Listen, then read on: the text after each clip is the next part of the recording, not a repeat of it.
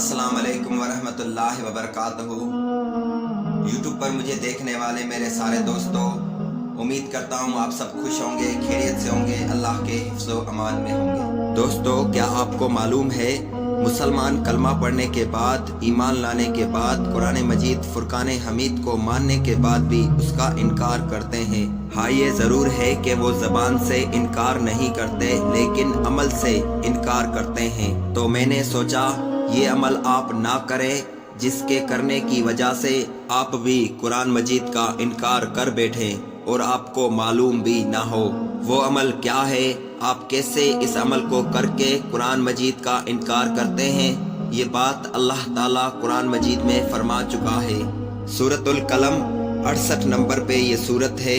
इसकी आयत नंबर 42 से लेके 45 नंबर आप इन 4 आयतों का मुताला करके देखें। जिस दिन पिंडली खोल दी जाएगी और सजदे के लिए बुलाए जाएंगे तो सजदा न कर सकेंगे, निगाहें नीची होंगी और इन पर जिल्लत व ख्वारी छा रही होगी।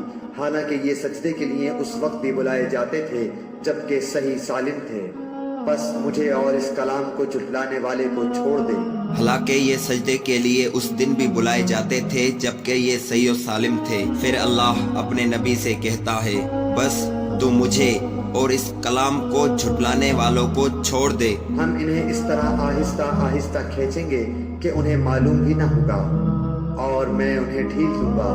बेशक मेरी तदबीर बड़ी मजबूत है।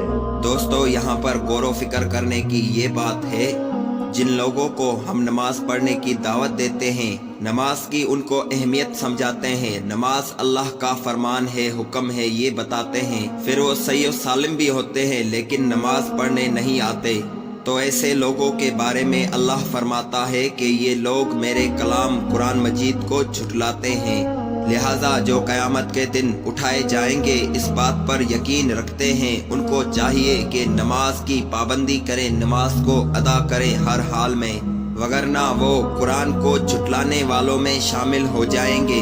मेरा काम था अल्लाह का ये फरमान आप तक पहुंचाना, अमल करना आपके ज़िम्मे है। फिर मिलेंगे किसी अगले पैगाम में, तब तक के लिए खुदा हाफिज।